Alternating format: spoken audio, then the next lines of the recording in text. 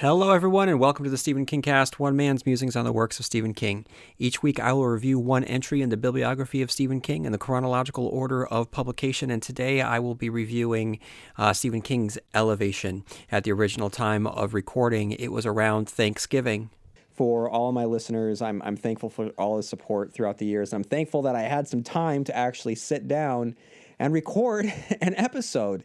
So for those of you who are tuning in for the first time, I'm your host of the Stephen King Cast, a Stephen King podcast that's been running for 4+ years now. I can't believe it's been that long, in which I originally sat down to go through the works of Stephen King, like I said, in the chronological order of publication. Been there, done that. I accomplished that particular mission, and since then it's freed me up to tackle a lot of areas regarding Stephen King. So what we're going to be doing today, I'm going to just be filling you in on what's been going on in my life since I last recorded. So for those of you who do get frustrated, please understand that for the first few minutes of this particular episode, I am going to be talking about myself. Not much, but I did want to give a spoiler warning for those of you who just want to get to the meat and potatoes. Warning, it's out there. I'm going to read some listener emails, some iTunes reviews, but the thrust of this particular episode is going to be around the trailer for Pet Sematary, which dropped last month, and my review of Stephen King's, call it a short story, call it a novella, call it whatever you will, his latest publication, Elevation, which came out on October 30th. So I'm looking forward to this. I've been wanting to get my thoughts down for a while. But like I said, life has been really, really busy. Not bad busy, good busy. I'm just going to take a very, very quick moment to just talk about, this time of year, we're supposed to be thankful. So I'm just thankful for the opportunities that my life has been able to offer me. And I'm just thankful for, like I said, everyone that I am speaking to right now, but I'm also thankful for, my real life, the people in it, the people that I work with, and the work that I'm able to do on a daily basis. I really refocused myself this year in my profession, and I feel like it's been paying some dividends. I feel very, very worthwhile. And I think that it's just been paying off for not just myself, but others. And I've been challenging myself, and I think that it's good every now and then to challenge yourself and to push yourself and see where you can grow and areas that you can improve. And so I've done that. And that has meant that I haven't been able to really focus on the Stephen King cast as much. But I knew that I would have moments like this to be able to sit down, and there will always be ebbs and flows when I'm able to record. But I knew I had a feeling that after Castle Rock concluded, it was a natural break. So I figured I would take that, which I did. And it doesn't mean that it's going to be another few months before I record. Who knows when the next recording is going to be. But I do want to let you know that I am still planning on reviewing all of Joe Hill's Lock and Key. I have my notes ready to go. So at the most opportune time, I will sit down, record those, and put them all out to you. So there is that to look forward to.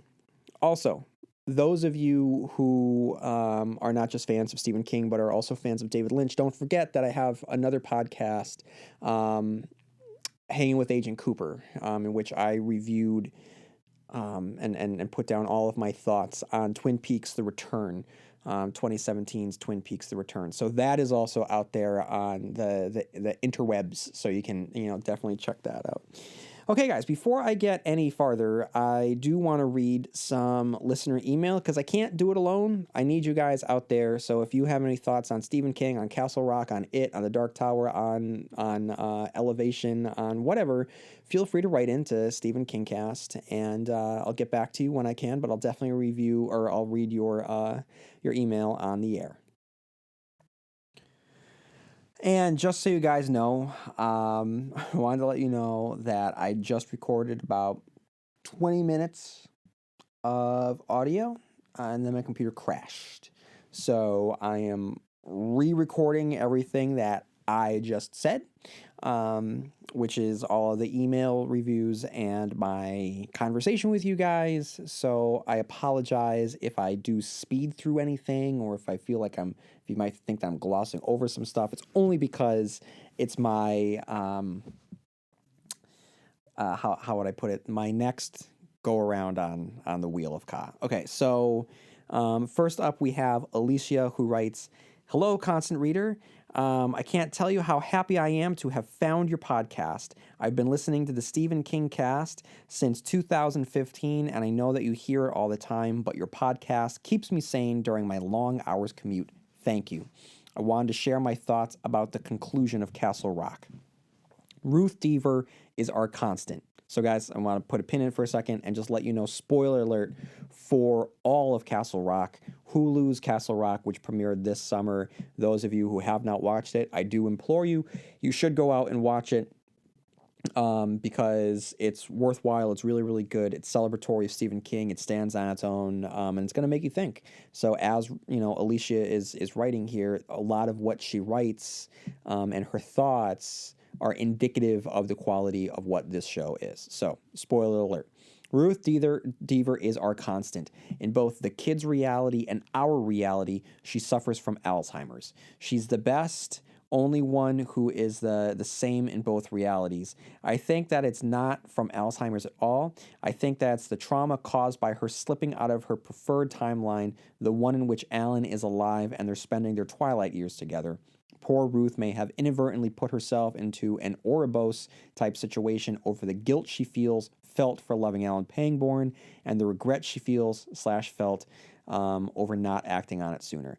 And this is a really interesting theory, and it goes back to, you know, where you stand on what's occurring in this world of Castle Rock. So much of it could be that there is more supernatural at play. You could make the argument that it is, that she just does have Alzheimer's, and you can make this argument that Alicia's making, that there is a massive supernatural element at play here. Regardless, it is open for interpretation, and that is the joy of Castle Rock. And I'm not sure exactly where I stand on it. I think that as the weeks and months and years go by, I think that I'll have different opinions on it. And based on my life experiences, I might go back and watch it and come to it from a different perspective, which will make me land in a different way. But that is a testament to Sam Shaw and Dustin Thomason for their ability to craft a show of mystery and ambiguity that's going to have us talking about it long after it has concluded. And then Alicia continues, "The kid is malevolent. I don't believe he started off that way in his timeline. However, after he followed our Henry through the Thinny and spent 27 years as the warden's captive, I believe his heart grew stonier. His desire to get back to his unborn child and wife superseded any guilt he felt about what he had to do to make that happen. I think it dehumanized him, and that's why Henry saw him as the monster he had become. He was well aware of the effect his being in our dimension caused by that point. Why else would he just walk into that family's home if it wasn't to test his theory? Also, let's talk about why you would send Alan on that frivolous errand of retrieving Lacey's car from the dump, if not to have that time alone with Ruth to terrorize her and ultimately be the catalyst of Alan's death, which in turn presented the opportunity to draw Henry out into the woods, opening the doorway. It could also be that he is his father's son, and maybe a little bit of that crazy was passed down, but I truly think that's the former. Anyway, thank you again for taking the time to satiate all of Stephen King's discussion needs. Looking forward to episode 197, Alicia. Alicia, thank you for writing in. These are really, really good thoughts. And if you have any more on either Castle Rock or anything else, please feel free to write in. Then we have Scott, who writes, "Hello. I wanted to write in and say that I recently just was turned on to your podcast from another podcast, The Horror Virgin. One of the hosts of that podcast, Jen, mentioned your podcast during their most recent episode on the De Palma version of Carrie. I would recommend their podcast as well. It's very good. Plus, Jen is a huge King fan as well." So I'm going to interject. I haven't listened to The Horror Virgin yet. I do follow Jen on Twitter, and she follows me, and so we've corresponded a little bit. But I think that is important that we do celebrate and support other horror podcasts out there. So if anyone out there is listening to my podcast, and next week, if there isn't a new Stephen King cast episode, and you want to get that horror fix, then head out, check out the horror version, and see if that's something for you. I think that we should all, like I said, support each other because we all have similar interests. All right, Scott continues. As for me, I got into King around third grade. That's early. When I found a box of my mom's old King books in my grandparents' basement. I first read Cujo and was hooked. Of course, I didn't pick up on all the aspects of the novel being so young at the time. However, I loved what I did understand. From there, I read It and then The Stand. I read both the cut version and then the uncut and complete version back to back. I recently just started to read King's bibliography from the beginning myself. I've read a decent amount of his works. There are many more I have yet to read. I'm very intrigued, and your podcast has pointed out much that I did not notice. Thank you for the time and the work that you've put into this show. I'm enjoying it very much. Scott. Scott, thank you for writing in. Then we have Clayton, who writes, Dear Stephen Kingcast, I finally caught up with your chronological podcast after only discovering it about a month ago. That is a deep and quick dive into this podcast. He continues, I have the privilege to listen to music / audiobooks / podcasts at work, so I've plowed through it as quickly as Roland plowed through the Citizens of Tull.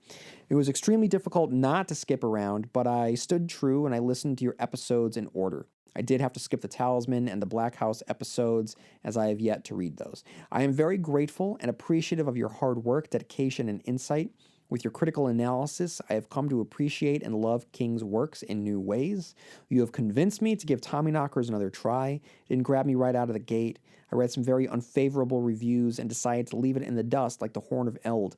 After hearing your podcast and review, I'm hesitantly excited to try it again. So, yeah, Clayton, I mean, what's stopping you? Like, if you try it and you don't like it, you don't like it. But if you try it and you do like it, then, it's a fun experience. I really enjoyed going back and rereading Tommyknockers. And hey, the time is right for it. I mean, they're making a cinematic adaptation. I mean, the only time we got a adaptation of the Tommyknockers was in the early 90s on ABC, which was just of a different time, and there's definitely a cheese factor to it, and it's not great. But that is probably actually something that I will get around to reviewing at some point, probably as we start to head into the actual Tommyknockers movie. Well, once that starts to get closer to fruition, and we're still a couple years away, but that's definitely something to look forward to. But go back and check out the book because it's just batshit crazy fun. I mean, it's not.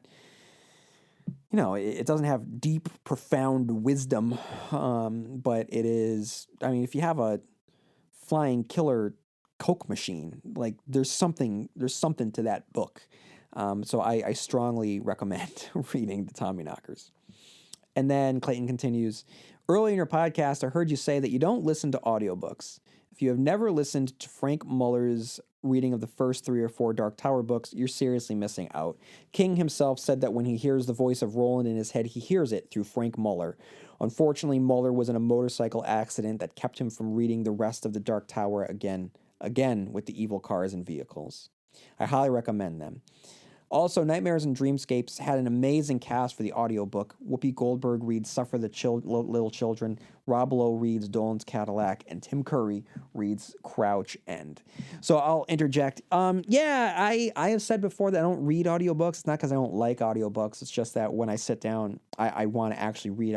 There's something, I like holding a book. I'll read them digitally too, but my preferred way of reading a book is actually reading a book. Now, with all of that said, I lately on my commute to and from work, I've been trying to tune out podcasts more because I just feel like I need to think more and I need to allow my brain a time to just rest without it being hit by information, whether information be movie analysis or watching something on television or whatever it is. I feel like I need to give my brain a rest.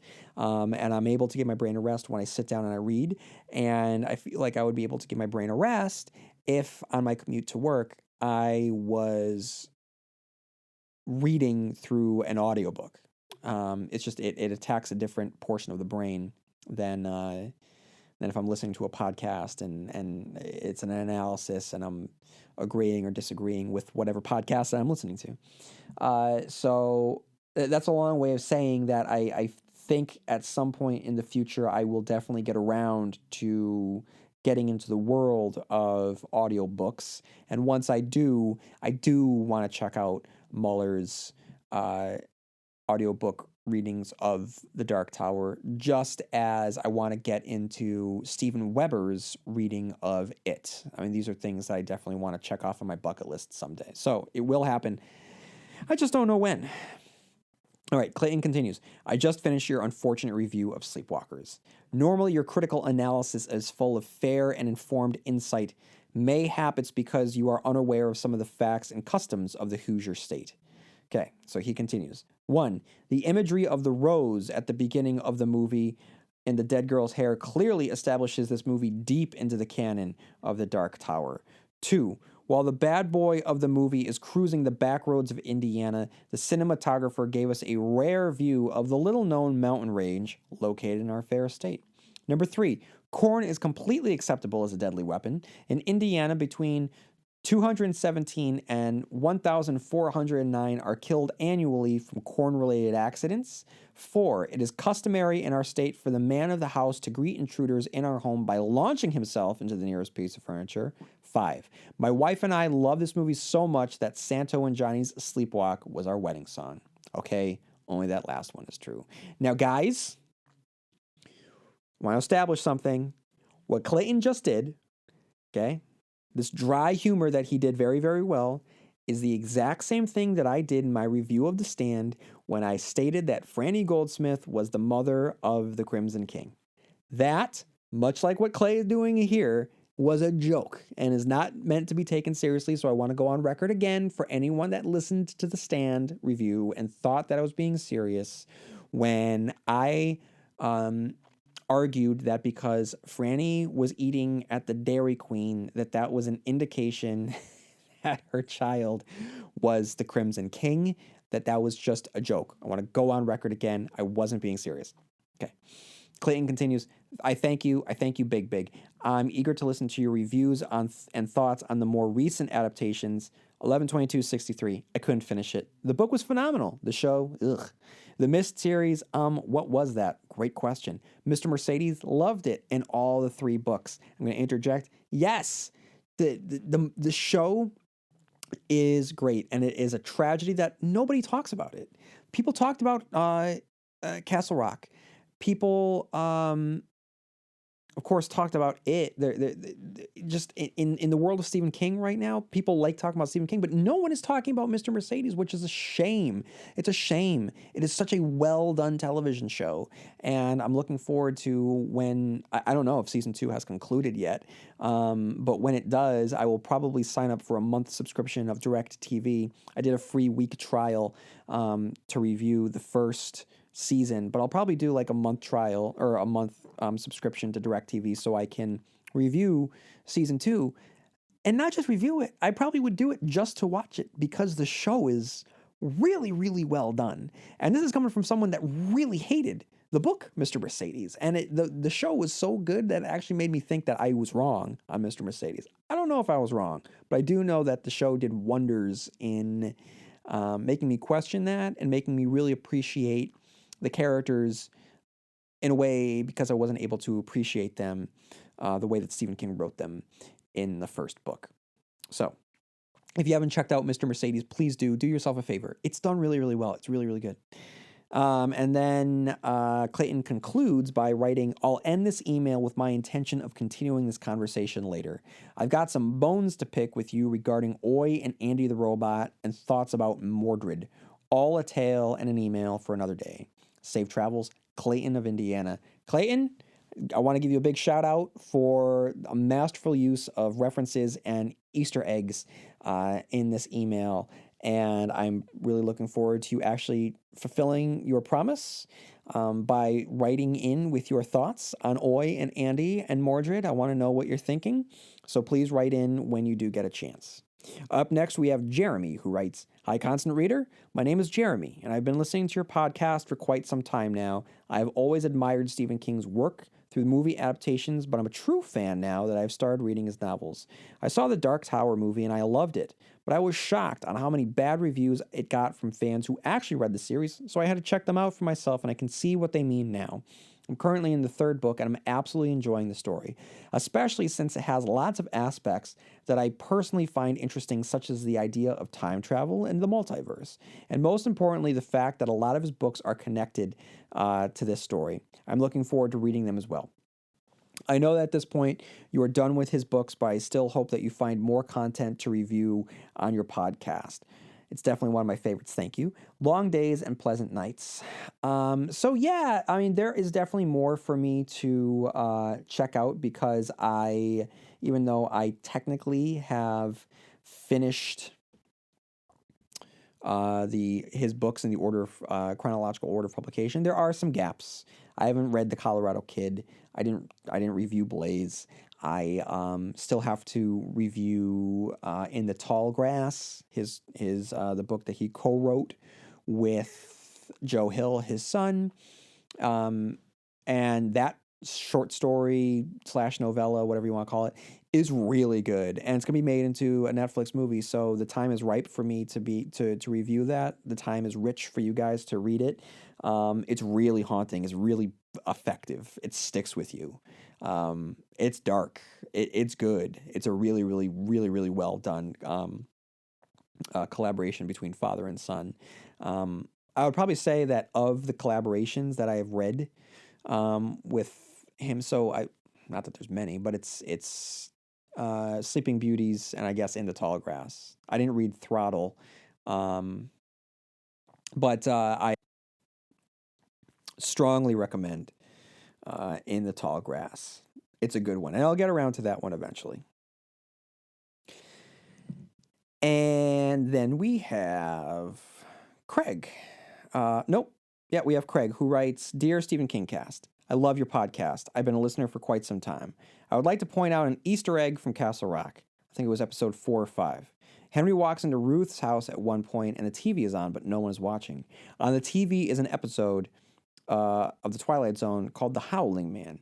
This episode is about a traveler who takes refuge in a monastery only to discover that the monks are keeping a prisoner they believe to be the devil. The traveler begins talking to the prisoner who pleads with him, trying to convince him the monks are crazy. After coming to the conclusion that the prisoner is correct, he lets him out. Then he sees that the prisoner in his true form and marches out of the monastery triumphant. The traveler spends the rest of his life trying to find the devil and correct his mistake. When I saw this, I was immediately convinced the kid was evil. Great job by the writers to include this hint. Thanks again, Craig. Craig, great observation. I didn't talk about it on my review because I didn't even catch it. So I'm glad that you did. I did see that some other reviews did mention that about the Howling Man, and so I do want to elaborate a little bit on the Howling Man. I'm really glad that you pointed this out because it's allowing me to talk a little bit about this. So, for those of you who don't know, the Howling Man, like Craig said, it is an episode of the Twilight Zone, but it's written by an author by the name of Charles Beaumont, whose short story collection, I don't know if you can find it or not. I mean, obviously do an Amazon search. If you can order anything by Charles Beaumont, please do. But you might be actually better off just hunting your local used bookstores to see if you can find something. He is an unsung hero in the realm of horror fiction. He reads like a mix between Stephen King and Rod Serling and Ray Bradbury. He has a magical quality to his writing. It's very descriptive. It packs a punch. And I think he died very early, and so he really wasn't able to gain traction in the world of horror, but he's legit. He's legit, and I think that if you want to read some powerful pieces of horror / science fiction, then Charles Beaumont is your guy. Now, going back to Twilight Zone, you can watch his episode of The Howling Man. All you have to do is go on to Netflix because The Twilight Zone is available on Netflix. It's another reason why I love my wife so much. Every night before she goes to bed, she puts on the Twilight Zone, and so I've been able to revisit it lately. And it's amazing how prolific Rod Serling was to write most of these episodes himself, direct them, produce them, like edit them, everything. And all of the episodes are completely different. They're their own story. They pack a punch. They're profound. They're ahead of their time. They're from their time. It's I don't know if there's anything equivalent to the Twilight Zone in our day and age. I guess Black Mirror, I guess you could say, but I mean, even it's not. Black Mirror does pack a punch for sure, but I don't know if it has the same.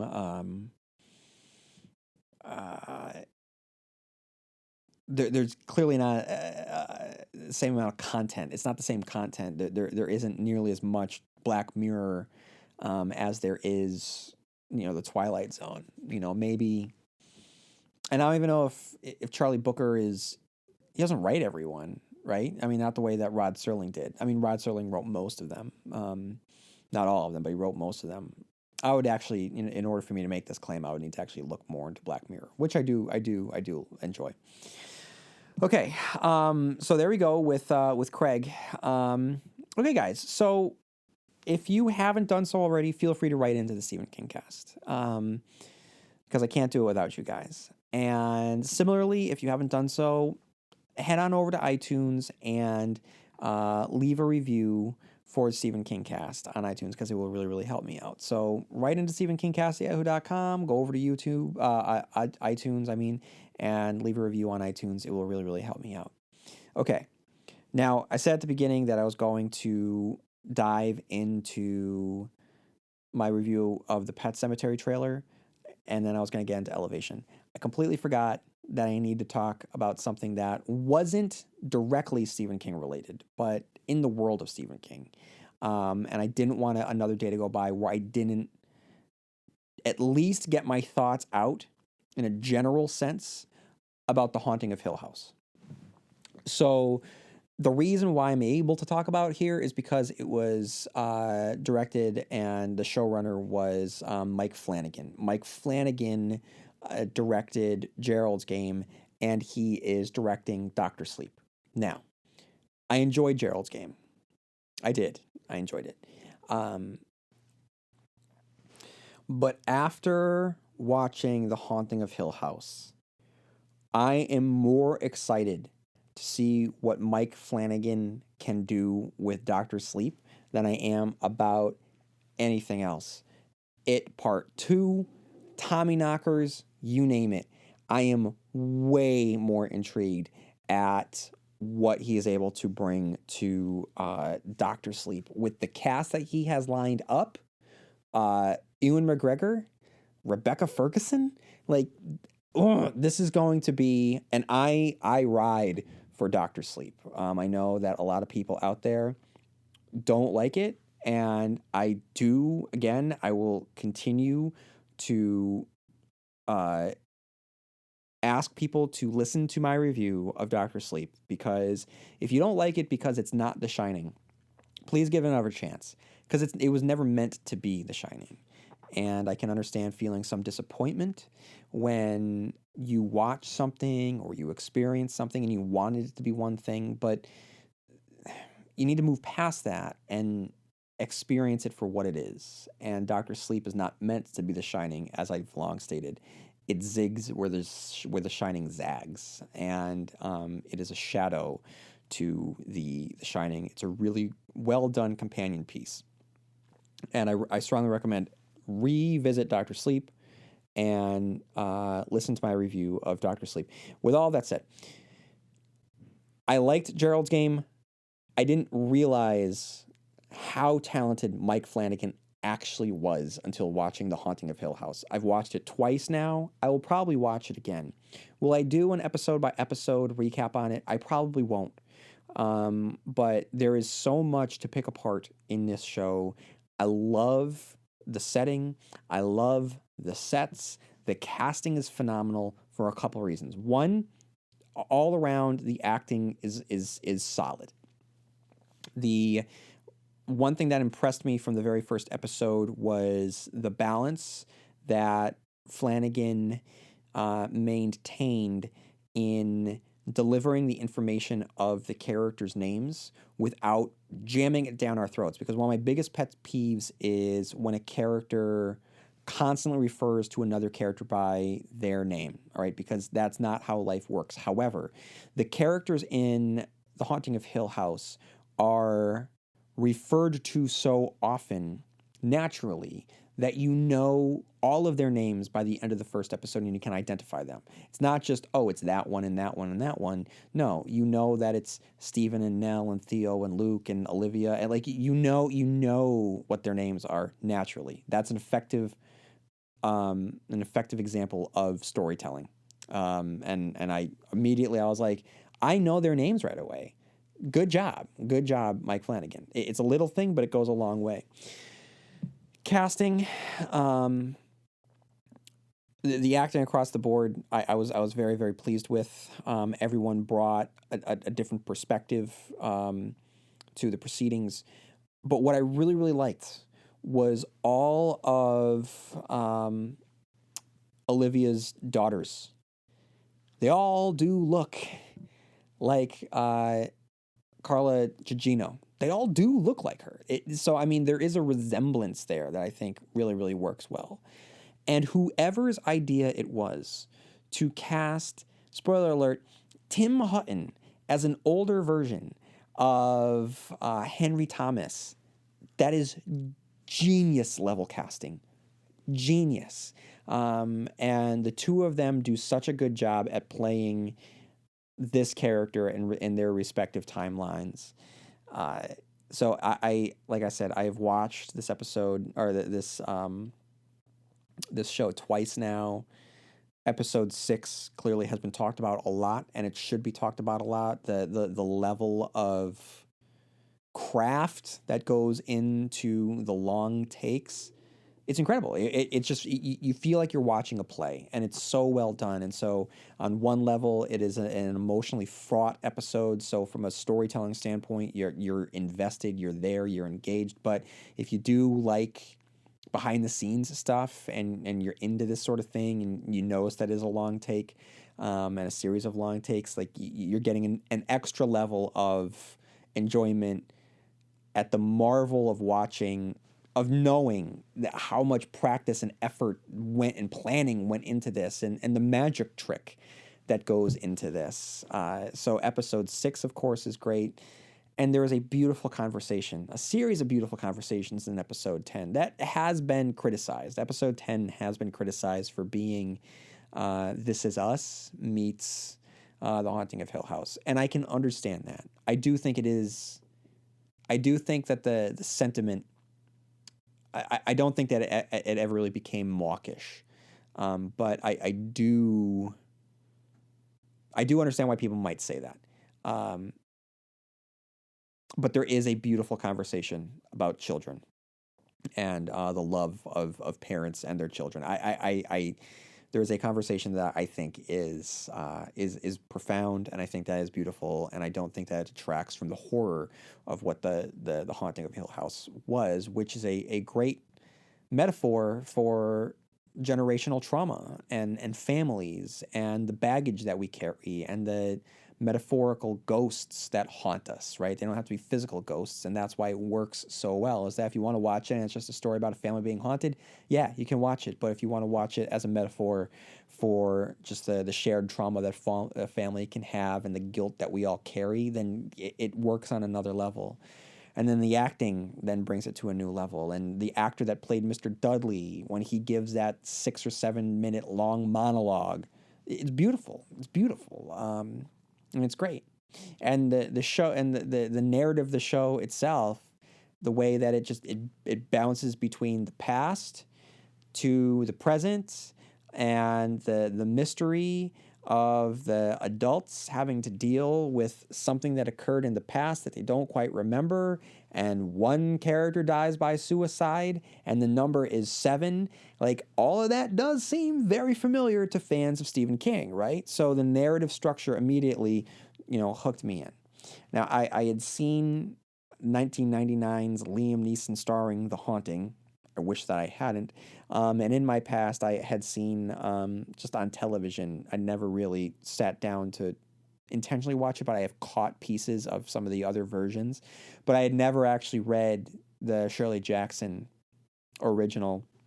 So this is my first full experience of The Haunting of Hill House in an adaptation that I was really, really into. And I probably will go read the Shirley Jackson story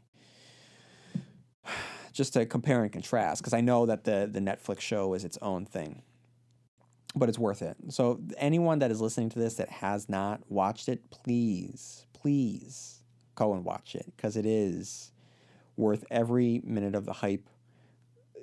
It is haunting. I mean, it is haunting. At the end, you think about everything that's happened. You think about some of the insinuations that are built into the show. It will stick with you. It has stuck with me.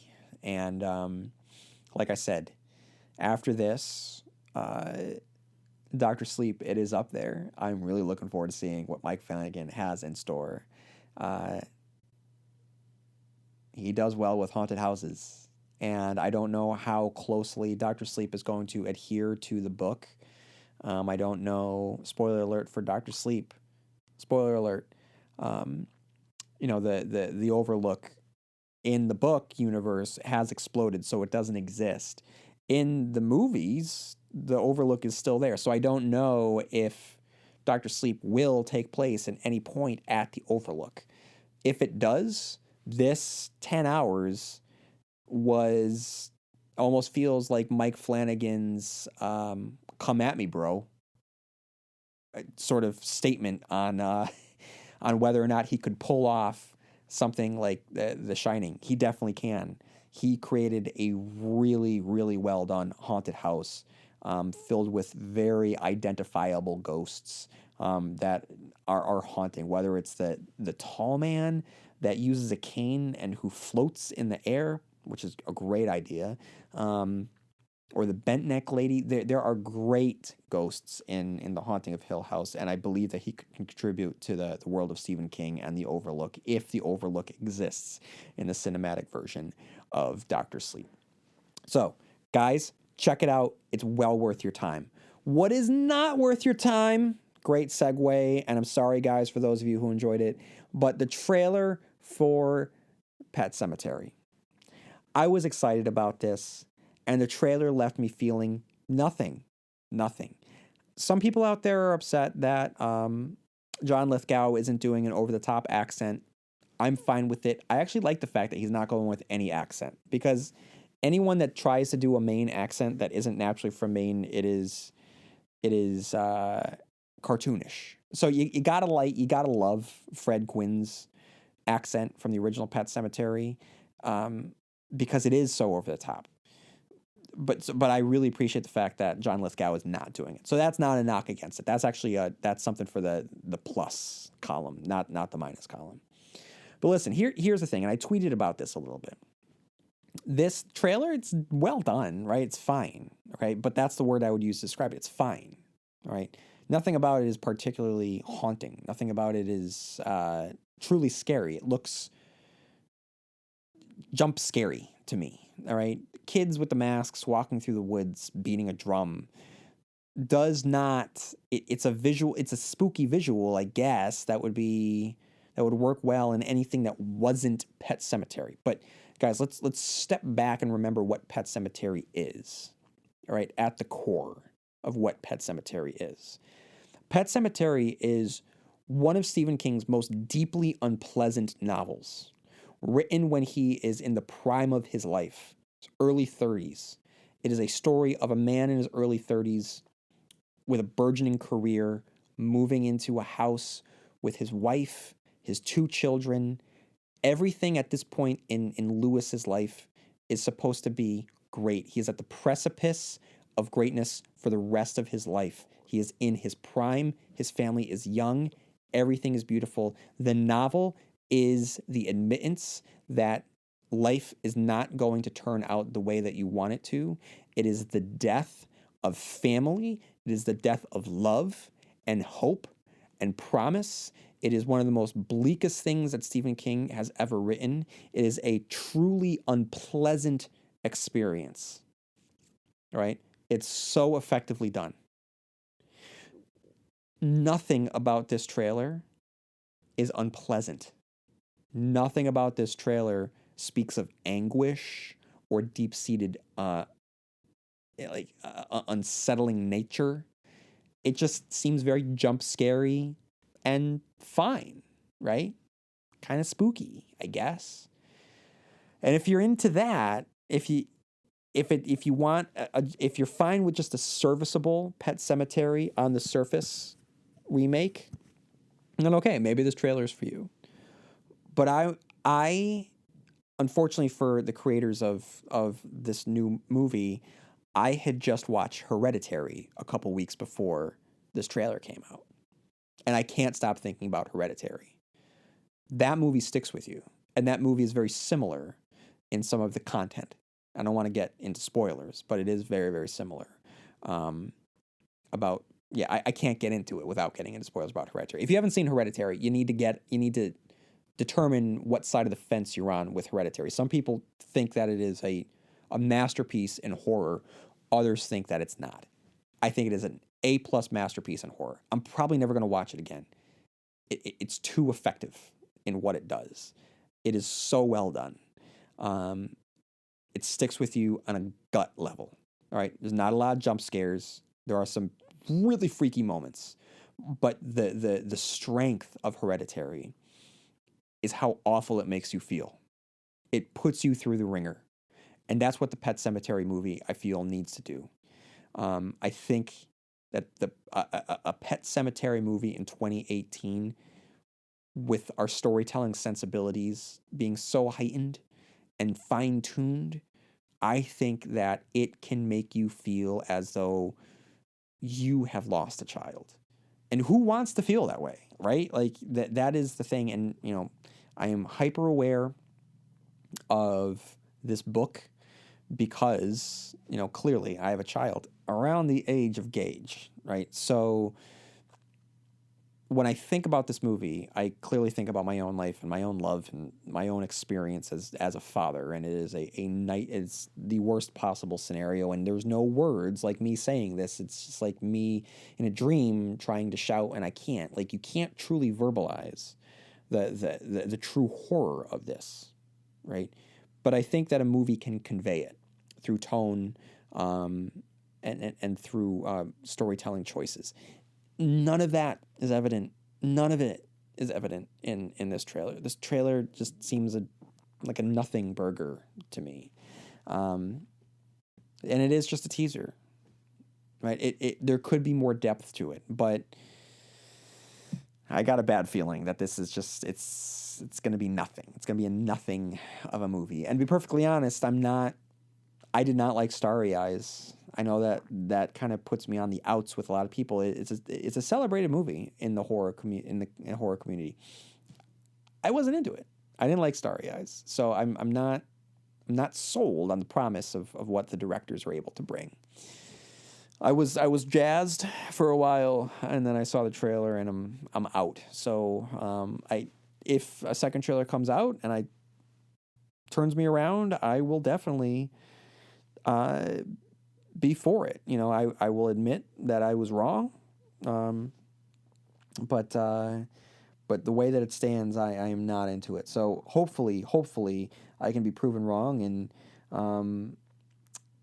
I would love to be wrong, but as of right now, I want this movie to be a terrible, a terrible movie-going experience where I am crying and upset, and it sticks with me, and it's a feeling that I never forget, and it makes me never want to watch the movie again, and it makes me want to hold my kid a little bit longer, and I have none of those feelings from watching the trailer. But that's just me. If you have any thoughts on the Pet Sematary trailer, feel free to write in at stephenkingcast@yahoo.com. Okay. Now, the thing that's interesting is that Stephen King wrote Pet Sematary when he was a younger man. Okay. And it was his examination of death. And it was his his thesis on death and what it means to someone that's younger in life. All right, someone that is at the beginning of his life as a family man. Right, Lewis, like I said, had two very, very young children, and he had nothing but a promising future of a career and as a family man ahead of him, and all of that's taken away from him. And he at that moment becomes a walking zombie, as everyone else around him becomes a literal walking zombie, and he is an undead character in a living world. And like I said, it is horrible, and it is unholy, and it is a truly, truly unpleasant story to absorb, because it is told from the perspective of a person that is younger in their lives and life is in full bloom. Okay, so the idea of death and the removal of that life and that love and that light is so awful. And what's interesting is that King has written about death on multiple occasions, and I think the biggest example is Pet Sematary, and there is a wonderful companion piece to that, and that's Revival. And Revival is written from Stephen King later in life, so his view of death is different. It doesn't have that gut punch horror or horror of the concept of death. It's different. It's bleaker, but there is an acceptance to it, a resignation of it. It is it's still horrific in its own way, but our main character understanding it's different because it's written from someone that has experienced it more. You go through the different stages of your life. You go through the stage of the life where everyone gets married. Then you go through the stage of your life where everyone starts to have a kid. Then you go through a stage of life where you're going to funerals a lot. And then people okay, then it's not just like the parents of your friends. Then it starts to become your friends. And so you become more and more and more acquainted with death, and it becomes a part of your life. And so when Revival comes around, there's still a deep horror to it. But it's not attacking the promise of the future, right? The future isn't as bright. The future is a lot shorter. It's not cutting down the potential of what could be. It's the acknowledgement that you are closing in towards the end. All right, so it's a different perspective. And then Stephen King has released his latest examination of death, which is completely different from both Pet Sematary and Revival. It's Elevation, which was released on October 30th, 2018. And Elevation is a short story / novella. And I read it in one day. And you can read it in one day. And coming off of The Outsider, which was a heavy book, both physically and thematically. It's a heavy book. Elation, it's still, it reads very, very quickly. The content seems very, very light, but it's something that I've been thinking about a lot lately after reading it, because this too, this sticks with you in many ways. And again, it's Stephen King making yet another statement about death and the acceptance of death, to the point where when I read it, I closed it and there was a beauty to it. But I said to myself, should I be worried? Was this Stephen King working through his feelings? Is something going on with Stephen King that we don't know about? Is he, like, if it was announced tomorrow that he has passed away of an illness, Elevation is going to matter a lot more. That's a morbid thought, but if you read Elevation as an acceptance of death, the main character, Scott, in Elevation, it's all about him coming to terms with his death and giving back to the world. And it's beautiful. It's beautiful. So I mean, it's not a long drawn out anguish styled story. It is really beautiful. It's uplifting. It's inspiring. But it made me wonder, like, oh my God, is something going on with our guy? You know, really what it is about trying to make the world a better place before you say goodbye to it.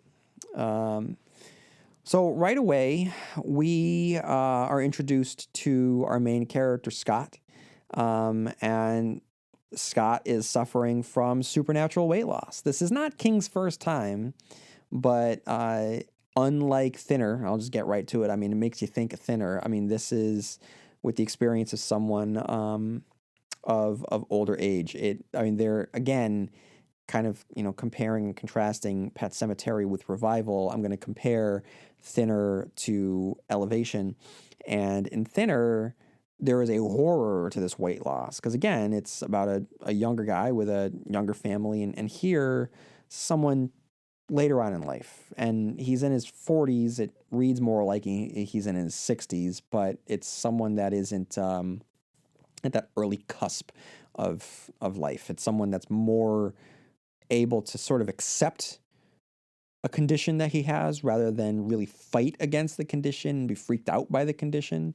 And this supernatural weight loss is different. Like, so when the main character of Thinner, he's losing weight, he's literally losing weight. All right. And it's something that's identifiable, and it's something that you would see normally, except there's that supernatural tinge to it where no matter what he does, he's losing weight. Whereas in Elevation, he's losing weight, but his body isn't changing. And it's cool because like he'll wear a coat and he'll weigh it down and it's still the same weight. So there's a deep supernatural, mystical, magical quality to his weight loss that it's really neat the way that it's presented. And we're introduced to the weight loss and to Scott through a conversation that Scott has with a retired Dr. Bob. And this is what makes King King, all right? It's what makes our guy our guy. We witness these two characters trying to make sense of this condition. And through their conversation, we are able to enter the strangeness of Scott's situation. You know, the impossibility of it. Whether or not Scott is playing a practical joke on Bob, his fear of going to the actual doctor, and just generally how Scott's feeling about it. Like, you know, and he does it through this very naturalistic conversation without spending too much time in headspace of Scott, you know, in the headspace of Bob questioning. It's all natural conversation that reveals the ease with which these two characters are able to talk about this, and how much Scott has wanted to talk about it. And King, at this point in his career, you know, he's able to create characters fully fleshed out very, very quickly. And this entire, I don't know what to call it. I mean, it is so short. It's 146 pages and it's a very small book. You see, I'm calling it a book. It's not really a book, but it's a fully fleshed out story with fully fleshed out characters, and it zips along because of his ability to craft these characters through conversations like this.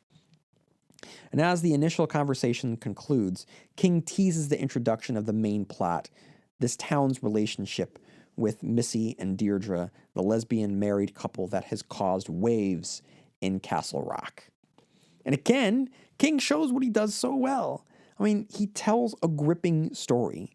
Now, while the subject of the mysterious weight loss is captivating and all, immediately upon the arrival of Missy and Deirdre into the plot, I just wanted to know more. Specifically, I needed to know if the dogs were shitting on Scott's lawn. I needed to know this more than I wanted to know what was going to happen with Scott's magic weight loss. And that's a testament to Stephen King's ability to tell a story. And when we get our first impression of Deirdre as a frosty, unlikable character, you know, I mean, it's our second major character here. And, you know, King, you know, teases the warmth out of her through empathy and what we learn later. But first, when we learn about the dog drippings and, you know, the way in which she presents herself, she is not a likable character. And I'll talk about her in a little bit. And I think that this is a very smart decision on his part to present her in a way that is kind of unlikable. I'm going to talk about the nuance of what he is able to do with this book. But really what it comes down to is he does a really good job with perspectives and with small towns and who our neighbors are and how much we know of our neighbors. And Scott realizes he doesn't know anything about her. And the front that she's putting on is just that. It's just a front. And he realizes that because of this neighbor that has only been here for 8 months, even though she's only been here for 8 months, in this one conversation that he has with her, it reveals something about a town that he never knew about, a town that he's been living in for 30 years, I think he says. He discovers the town bigotry and the town rules that have been put into place to push them out. You know, and the fact that it's not that the town has an issue with the fact that Missy and Deirdre are lesbians, but the fact that they're married lesbians, and this is what driving people's nuts. This is such a specific detail that it makes it pop that much more, because yes, that's how bigotry works. You create so many bigots will just create these rules about what is appropriate, what isn't appropriate, and they force society into their narrow-minded boxes, and King is able to really zero in on that. And this leads to Scott and Bob eating at the restaurant, right? The restaurant, Holy Fruit, why can't I remember it? But Missy and Deirdre's restaurant. And, Scott is telling Bob about his increased energy, that he's losing mass. And when he gets to that part, the fact that he's losing mass, like, at that point, I'm like, uh-oh. Okay, that has some deadly implications, which turns out, obviously to be true. But, again, like, he has already written a story about weight loss, and he's going about it in a different way. Just like he's written a bunch of books about evil cars, no two are exactly the same. And it just shows you how well he's able to craft these stories, where he's able to write of similar subject matter, but in completely different ways. And then we get to chapter 3, when Halloween arrives. And King slips in a little comment about global warming and the deniers. And that's true. It's true, guys. I don't know. For those of you who lived in New England, I remember that when I was growing up, I remember, fall was always synonymous with school. And I remember that school, the first couple months of school, got pretty crisp pretty quick. And I remember that we have, a big fair that comes to town every year. In mid-September, early October. And I remember going when I was a kid, and I needed to bundle up because it got cold out. And in recent years, when I would go, it'd be like, it was like 90 degrees when I go. And it feels like it's the middle of the summer. I'm sweating, and it's an awful feeling. And things have changed, for sure. And like last year when I went apple picking, it was so hot and uncomfortable. I will say this though, this year, I don't know what it was like for anyone else, but this was an incredible fall/Halloween season. The leaves changed colors wonderfully, slowly. They fell off the trees slowly. We had the perfect balance of rain and no rain, and it wasn't like it washed everything out. And it just allowed for what fall is supposed to be, what I remember it being as a kid. And I hope for myself, and I hope for my daughter that, she is able to get more falls like this, because it was the picturesque fall that I remember from my youth. And Halloween was great. It was a perfect, I remember that. I mean, it was a perfect Halloween day all around. It was clear, it was crisp, but not too cold. There was a wind that kind of bit your skin just a little bit, but not much, and it whipped leaves, but didn't rip them from the trees, but the leaves were blowing and they were rustling, and it was everything that it was supposed to be. I do remember that. So, yes, Stephen King is true in commenting on global warming. But I was very, very grateful that this year I got a perfect Halloween season. But that's just me. And then Scott signs up for the turkey trot. And, what's cool about this is that when he signs up for this big turkey trot, like he's excited about this. And this excitement, it's overpowering his fear. And this is completely unlike Thinner, where the fear of the weight loss was overpowering everything else. His excitement, like his weight loss part of him is like really likes it. He's excited about it, not just because he's losing weight, but he's excited at the unknown quality of it. And then it concludes with the wager, which I really, really like. He doesn't back down from Deirdre. He is so not aggressive, but he's consistent and persistent in his attempt to make a friend and to be a good neighbor. It is a patient and positive and kind and quiet approach to being a good citizen. And this is his commentary on what it takes to be a good person in this world: patient and kind and persistent. And he does so with warmth by saying, I'm going to race you. And if I win, you have to come eat in my house. Like, that's awesome. That is really awesome. And it puts some stakes, low stakes, but stakes that mean everything. Guys, I'm sorry if you hear some burbling. Like, my stomach I'm hungry. So, like, you might be able to hear it on the microphone. And that allows for a lot of tension, fun tension in chapter 4, the turkey trot. This is an eventful chapter. King places you there. Like, he really does. Like, I've run a bunch of races in my life. I was on cross country in high school. I've run a number of races since then, road races, here and there. And King gets it. That sensation of being with the crowd and pushing through and running, and the elation that hits you, the elevation, if you want to call it, that Scott feels. Just like he does when he enters that final stretch. He begins to feel this exertion. But then he catches what I always called second wind. King here calls following wind.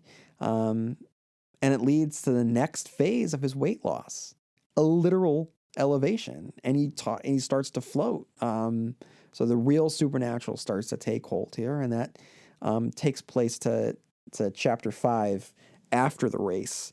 The wager has led to Deirdre finally allowing herself to warm up to Scott.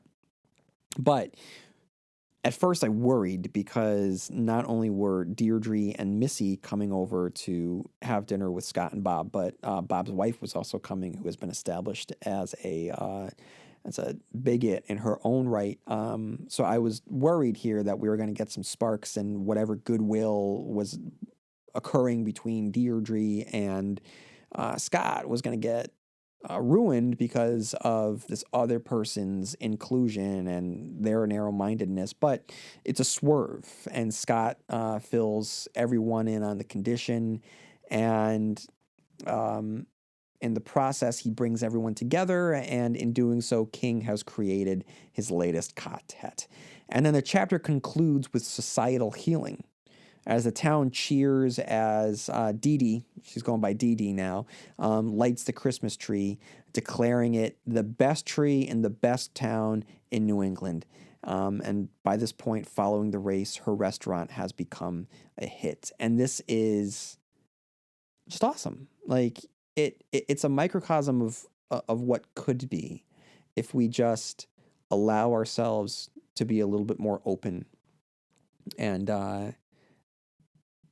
optimistic in the ability to change. Castle Rock was presented early on in this book as having a deep-seated bigotry and homophobia, and you think that it's going to be like the Castle Rock from the show Castle Rock, and it's going to be awful, and it's going to be mean-spirited, more like Derry, and there's no pulling out of it. But no, it's not how it is.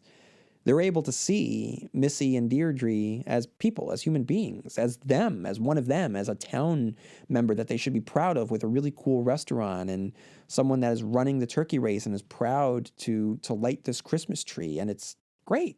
it's great. And they accept them. They accept her. They accept them as a married lesbian couple. And it's awesome. And that's not where the book ends. There's still half a book left after that. So it's wonderful. It's just I'm glad of everything about this book. And then we have chapter 6, The Incredible Lightness of Being.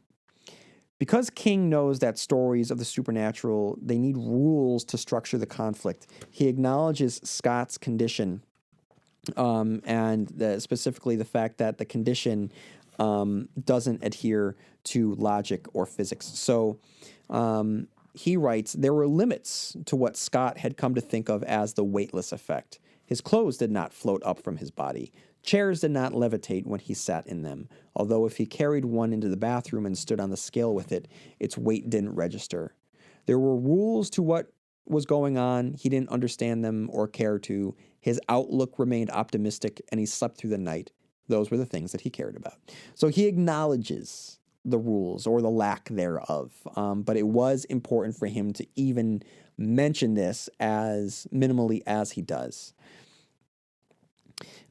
King has played Scott's condition with playful optimism, but with this chapter, he includes the dangers that come from it, with a well-described scene of his weightlessness not allowing him to gain any traction on the icy snow. And it's this perfect mix of terrifying and humorous at the same time.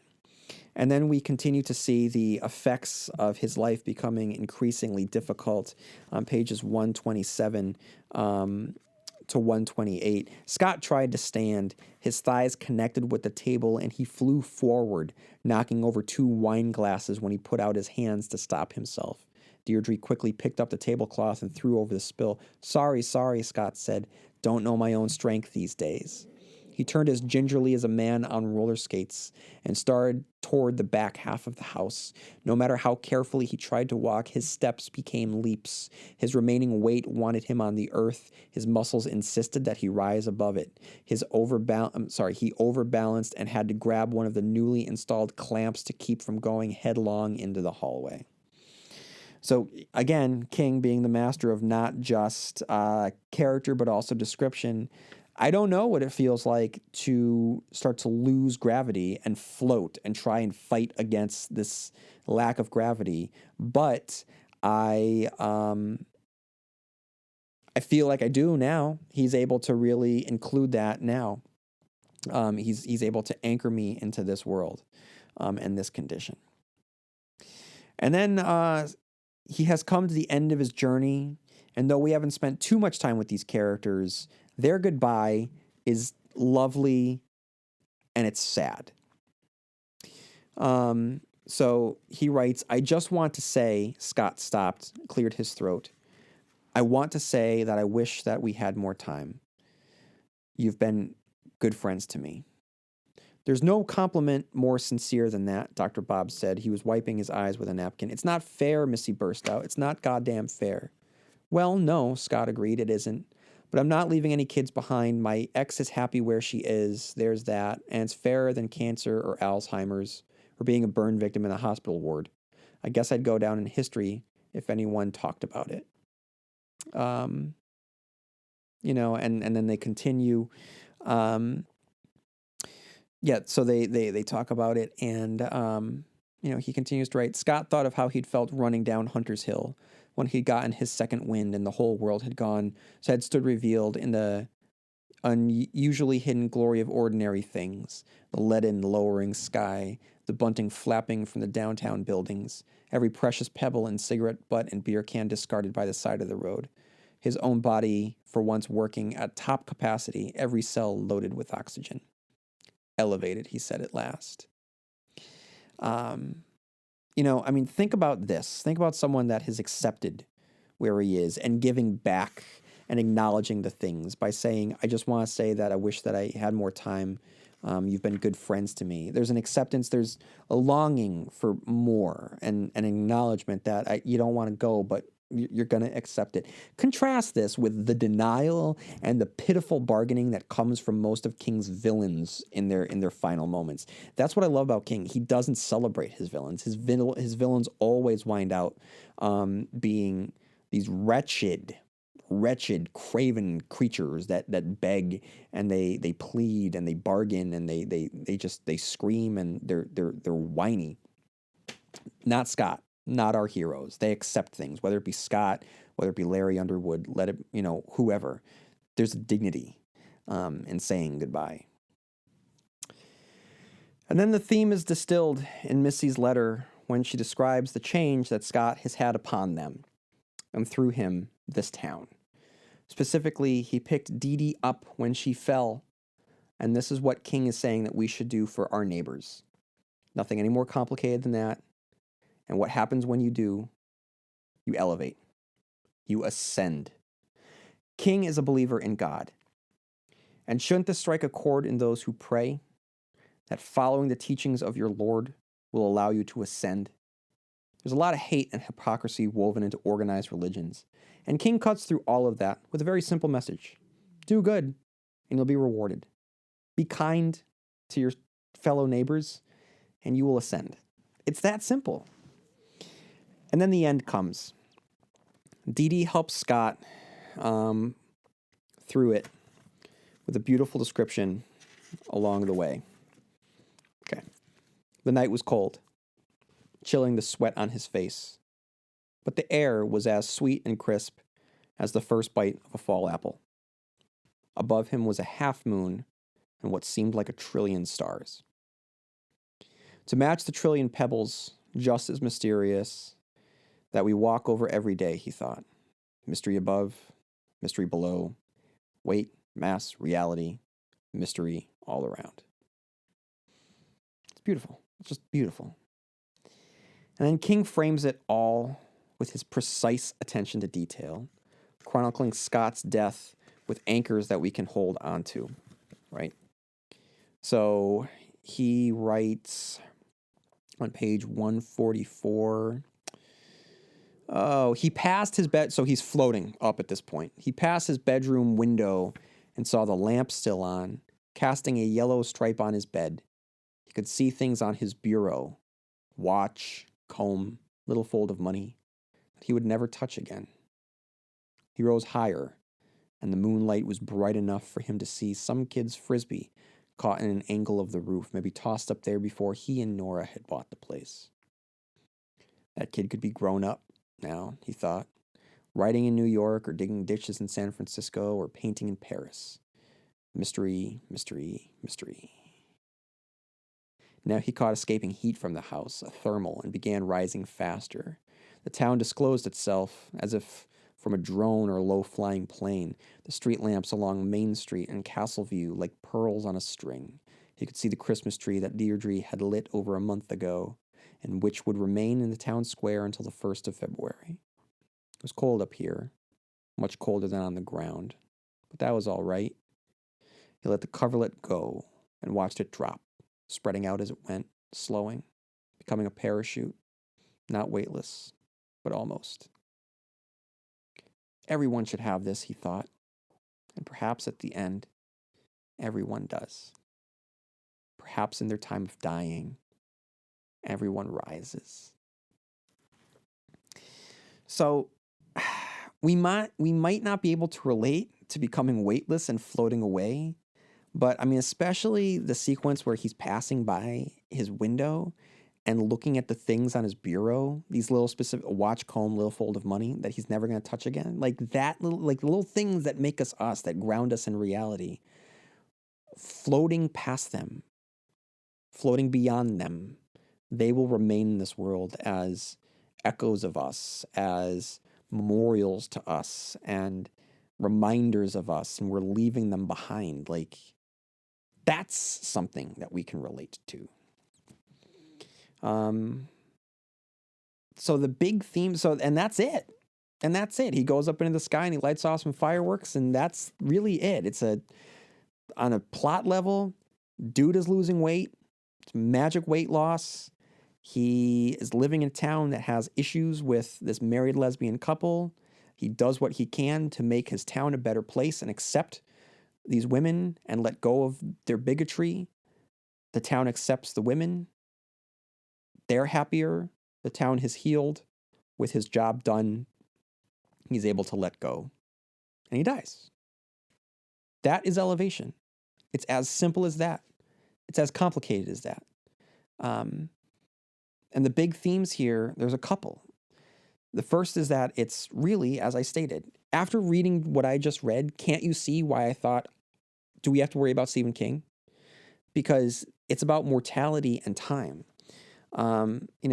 King is able to tackle the bigger concepts of time and our perception of it, whether it be on page 18, where he reads or he writes, you could feel weight, yes. When you were carrying too much, it made you feel plotty. But it wasn't it. Like time. Basically just a human construct. Hands on a clock, numbers on a bathroom scale. Weren't they only ways of trying to measure invisible forces that had visible effects? A feeble effort to corral some greater reality beyond what mere humans thought of as reality. So yes, it is a story as simple as the one I described, but it allows him to be able to tackle way bigger concepts than just the surface level plot that he writes of in this book. And then we get on page 88. I'm sorry for just reading passages, but they're beautiful passages, and I think that they are worth reading, and they're going to really reinforce what I'm arguing here. Route 117 made a double curve, then ran straight beside Bowie Stream, babbling and chuckling along in its shallow, stony bed. Scott thought it had never sounded better. The misty air he was pulling deep into his lungs had never tasted better. The big pines crowded down on the other side of the road had never looked better. He could smell them, tangy and bright and somehow green. Every breath seemed deeper than the last, and he kept having to rein himself in.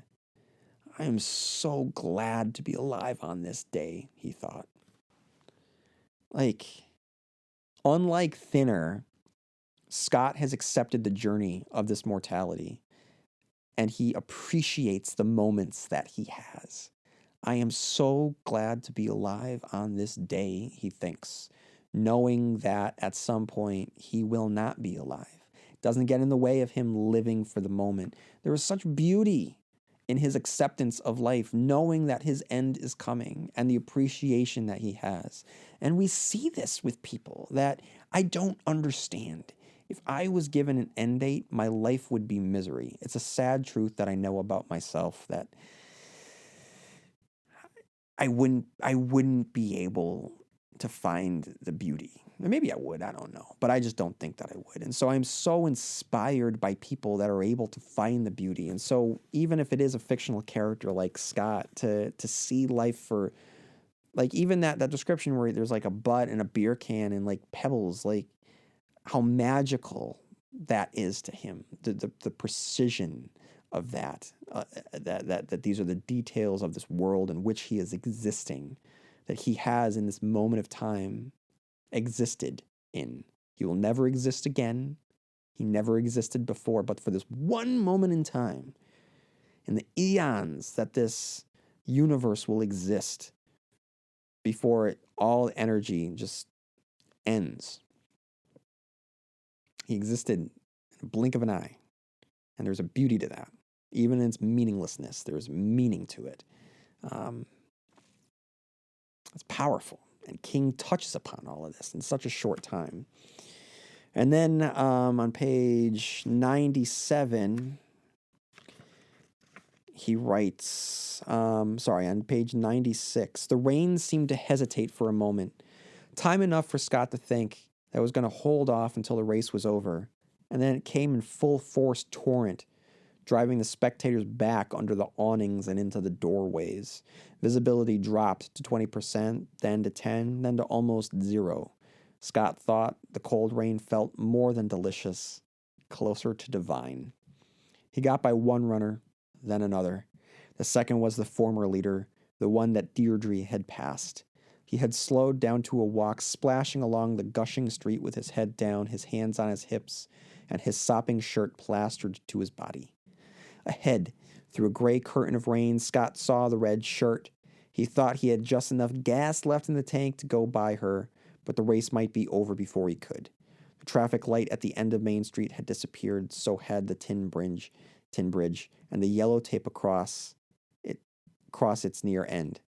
It was just him and Macomb now, both of them running blind through the deluge, and Scott had never been happier in his life. Only happiness was too mild. Here, as he explored the farthest limits of his stamina, was a new world.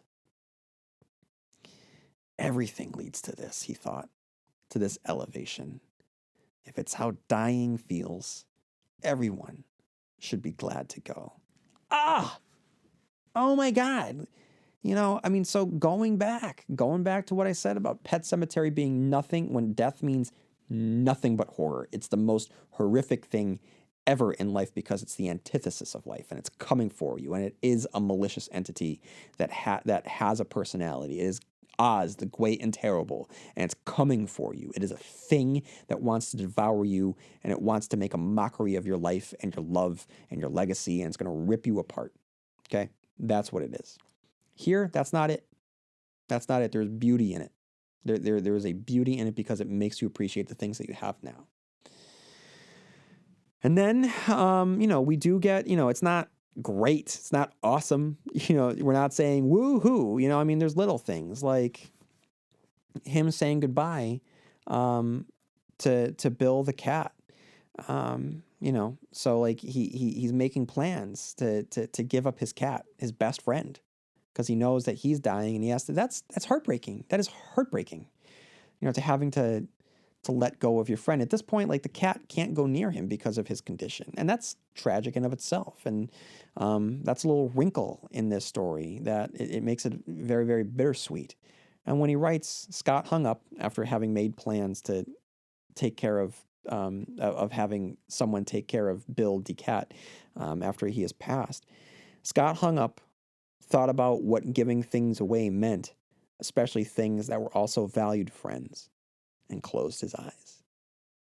So there is deep tragedy and sadness here along with it, just like life itself.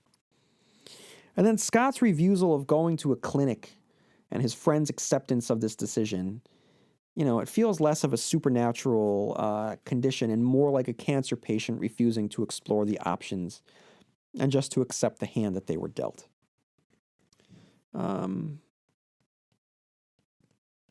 And then we have, okay, and I read this one part, and then we have page 146, okay? And it's beautiful. It's the final page. It's the final section. And King writes, this is after Scott has gone off into the heavens, and he has his flint and tinder, and he is going to ignite the fireworks. And from the perspective of his friends above, they see brilliant fire burst high above them, reds and yellows and greens. There was a pause, then came a perfect fury of gold, a shimmering waterfall that rained down and rained down and rained down, as if it would never end. Deirdre took Missy's hand. Dr. Bob took Myra's hand. They watched until the last golden sparks went out and the night was dark again. Somewhere high above them, Scott Carey continued to gain elevation, rising above the earth's mortal grip with his face turned towards the stars. That is a beautiful ending. It's a beautiful ending for this character. It's a beautiful ending for this book. So not only, that's just one of the themes, okay? Mortality, acceptance of mortality, passing of time, but also very much is a book about intolerance in the modern age. Now, guys, this is the part, I'll be honest, now that I'm an hour and a half into the podcast, I saved this part for the very, very end purposefully because I know that this is the part where I frustrate, alienate, or altogether lose listeners for quote unquote getting political. Now, what I understand on some level is the listeners who just want their entertainment to be just pure escapism, but I gotta be honest, like there's no way to read this book. There's no way to talk about this book without talking about the world in which it was written. Context is everything. And the context is that the political climate and the contentious culture that has taken over not just our country but the world inspired King to write this book. It's the truth. Like, you can't say no. It's not. It's the truth. And honestly, guys, like there is no escaping. Like, there is no, like, everything is inspired by something. I mean, I'm going to take this opportunity right now to talk a little bit about Stan Lee, Stan Lieber, the great Stan Lieber, who just passed away at the age of 95. Those of you who don't know, how do you not know? Stan Lee was basically the ambassador of comics. He co-creator of Spider-Man, co-creator of the Fantastic Four, co-creator of Black Panther, co-creator of the X-Men. It goes on and on and on. His accomplishments. He has created modern mythology that's going to extend and continue far past my life, your life, the life of your children, life of your children's children. Like, this is why it's modern mythology. Like, these are characters that are as recognizable as Santa Claus in some places. Jesus, like, kids know who Spider-Man is. So the story of Peter Parker, the story of the morality of Peter Parker, these are going to resound throughout time, right? So, like, he has created myths and fables, and through that, because of the world that he was living in the time, they helped shape the stories being told, whether it's the X-Men and facing, accepting diversity in a time when there was no acceptance. So you could, the fictional world was mutants, but you could approach it if you were gay or you were Puerto Rican or you were black or if you were other in any way. You could see your story being told. And the one that stands out the most is Black Panther. Like, in the 1960s, when Rosa Parks was fighting for her seat on a bus and Martin Luther King was trying to acknowledge that, hey, I'm black, I have rights too, and people didn't agree with that. Like, that's I still don't understand how people don't understand that. In this age, when civil rights were so explosive, Stan Lee co-creates a character who is a superhero genius that hails from the most scientific, technologically advanced country on the planet that is smack dab in the middle of Africa, and his name is the Black Panther. That is a statement. That is a ballsy move that he is making. Okay? He's drawing a line in the sand. Stan Lee, yes, he is creating stories for kids that can be accessed by adults, but he is telling a story of superheroes, right? And fantasy and imagination, but rooted deeply in our world because he wanted to help change this world for the better. It's one of his missions. If you read any of Stan's soapboxes, if you read any of the speeches that he gave to colleges, he wanted a better world. He wanted to fight against intolerance. He wanted to fight for diversity, always. So when you watch Spider-Man, when you read Spider-Man, when you read X-Men, when you read Black Panther, you watch Black Panther, and you get upset because you feel as there is some sort of social justice warrior propaganda occurring. It's built in. It is the point. It's to present a better world and fight for it. That's the point. It's the point. It's not saying that you're bad. It's just saying that we want a better world. I want a better world for my daughter. My daughter being born is going to have a much different experience than me being a guy and the life that I have had. Things are going to be easier for me in many, many ways than it's going to be easy for her. And still, we are luckier than those, than many other people. And I just want anyone that isn't me to have the same rights and the same opportunities that I have. It's that simple. It's that simple. And that's what Stan Lee fought for. That's what Stephen King wants, right? So those of you who follow Stephen King on Twitter, it's not going to come as a surprise that he writes a book like this in this day and age. The struggle of Missy and Deirdre is born out of our weaponized intolerance and the fact that this type of dehumanization towards the other has been authenticated over the last few years. If you are not white, it's a dangerous time. It's a very, very dangerous time. And if you are not straight, it's a very, very dangerous time. And King tackles this lightly but profoundly in this book. And he gets right to it. And after learning about Missy and Deirdre's restaurant woes, Scott immediately confronts some bigots after hearing them make a homophobic joke. King is saying that Scott's decision to confront the intolerance is what we need to do. And for anyone, like I said, that follows him on Twitter, this isn't a shock. And he distills it to a wonderful and quick conversation and arms all of us with a retort that would serve us well if we ever found ourselves in a similar situation. Like if I actually had the guts to confront people if I overheard them, I don't have the guts. That's what's wrong with me in situations like this. But this gives me hope because it gives me something to say. So when he confronts them, he says, that was a shitty thing to say. And he says, those women live just up the road from me. They're okay. And the guy says, were you in this conversation? No, but. Right, so but out. And Scott says, but I had to listen to it. It's so true. It's like, yes, you are having a conversation. And yes, you are just stating your opinion. And yes, you might think that you have a right to just state your opinion.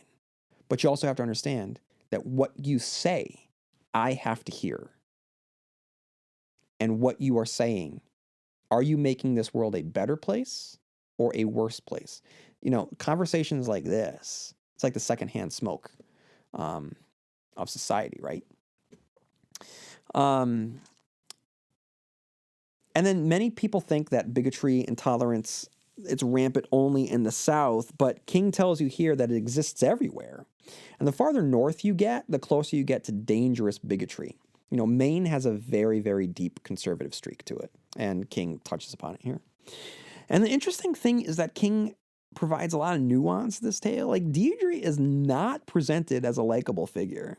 She's not some saint who rises above it or goes high. She's judgy, she's elitist, she's angry, she's a little vindictive. She's so proud that when she's about to lose her business due to soft, passive, aggressive bigotry, when someone stands up for her and gives her business, she gets angry at that person. While you empathize with her, you don't have to like her. That's a bold choice. And it allows to draw in those of a more conservative viewpoint, as if to lend credence to their argument. I don't think that that's truly the case. But for anyone that does think that there is an elitism within liberalism, I think that Deirdre kind of serves as a lightning rod for that. And I think that it allows King to be able to lure people in and do what Scott is doing and saying, listen, this is what you think. It's what you think. This is what you see. Okay, but just get to know this person a little bit better. Maybe it's not exactly what you're seeing. There is a human inside that has hopes and dreams and fears, just like you do. And we have probably more in common than you would think. And there's more nuance here. By making Deirdre kind of icy and frosty and at first unlikable, this is more nuanced than Joe Hill gives in Loaded in his Strange Weather collection. And I love Loaded, don't get me wrong. But Joe Hill just goes for the jugular, and he doesn't care about presentation or fair-mindedness. He gives a deep condemnation on gun culture, right? There is no balanced side. There is no sympathetic viewpoint for gun culture. Whereas, through the presentation of Deirdre here as unlikable, it presents more nuance than Joe Hill does, with a very similar, both father and son are touching upon hot button topics that are relevant to our lives and society right now. But they both approach it. They both approach it deeply, but they do approach both very, very differently. One is much more optimistic and humanistic, and the other is just anger. It is a fiery tornado, and both are definitely worth the read. And Deirdre's goal to win the turkey trot so that she can be the one to light the town's Christmas tree, it's a wonderful middle finger to the town.